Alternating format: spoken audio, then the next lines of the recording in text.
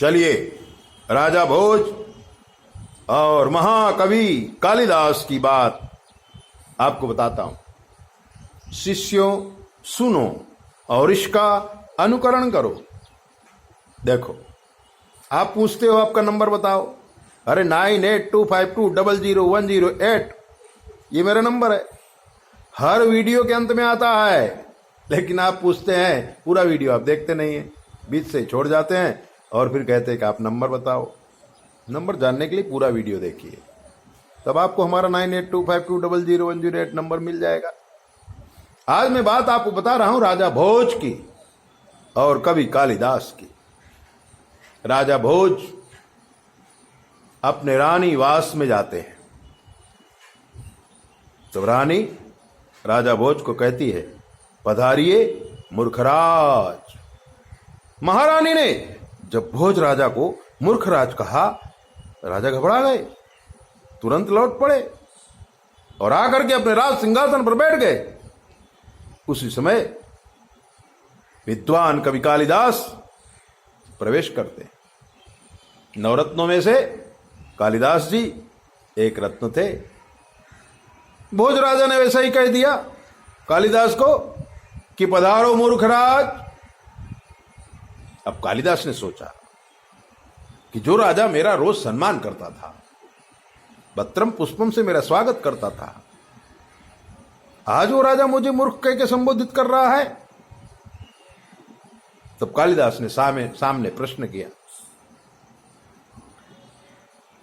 क्या प्रश्न करता है कालिदास? गतम न सोचामि कृतम न मन्ये, द्वाभ्याम तृतीयो न भमामि राजन।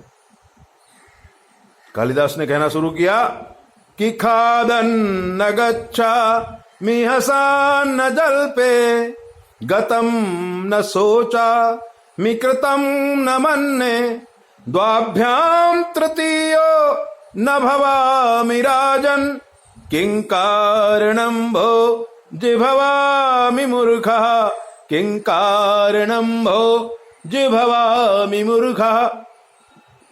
खादन न गच्छामि, खाना खाते खाते मैं चलता नहीं हूं। हसन न जल पे, और हंसते हंसते किसी से बात नहीं करता हूं। आप देखना कितने लोग बात भी करते जाते हैं, हंसते भी जाते हैं।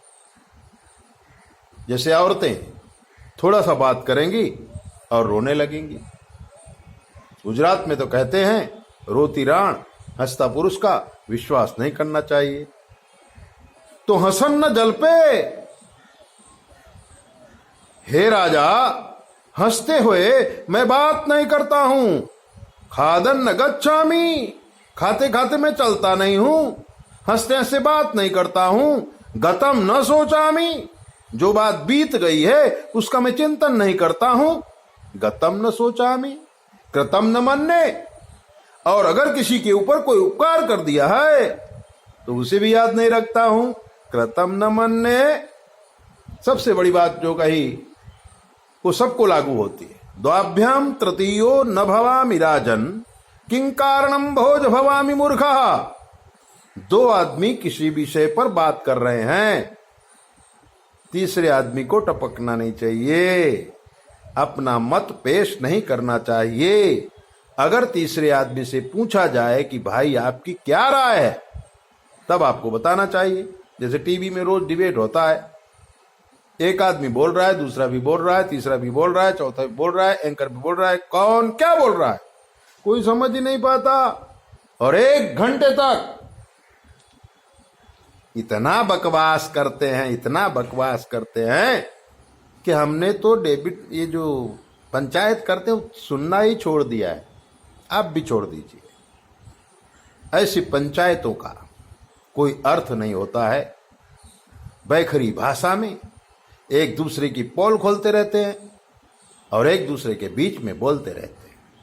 कालिदास ने यही कहा है, द्वाभ्याम तृतीयो न भवामि राजन, किं कारणं भोज भवामि मूर्खः। तो फिर आप किस कारण से हमें मूर्ख कह रहे हैं? राजा वो समझ गए कि रानी और दासी बात कर रही थी। मैं पहुंच गया था और बीच में बोल दिया था। तभी रानी ने मुझे कहा था कि पधारो मूर्खराज। भोजराजा ने कहा, हे महाकवि, हमें हमारी बात का जवाब मिल गया। आप धन्य हो, आपके श्री चरणों में मैं नमस्कार करता हूं। और अगर बैखरी भाषा का प्रयोग किया हो, कुछ बोल गया हूं, मुझे क्षमा करो। कालिदास तो मानते ही भोजराजा से इनकी ऐसी वार्तालाप होती रहती थी। इसको ज्ञान गोष्ठी कहते हैं। अगर आपको किसी गुरु से प्रश्न करना है तो आप महान आदमी से प्रश्न कर सकते हैं। उसका उत्तर भी आपको बहुत अच्छी तरह से दिया जाता है। लेकिन आजकल लोग सुनना नहीं चाहते, लोग सुनाना चाहते। जो भी थोड़ा बहुत उन्होंने सुना है वो हमारा है कह के लोगों को सुना देते हैं। क्योंकि ज्ञानी तो किसी को बनना ही नहीं है। किसी का झूठन किसी को सुनाकर अपनी प्रतिष्ठा को प्राप्त करने वाले वो इंसान नहीं, जानवर है। अभिमान से भरे हुए हैं और कहते हैं हम बहुत ज्ञानी हैं।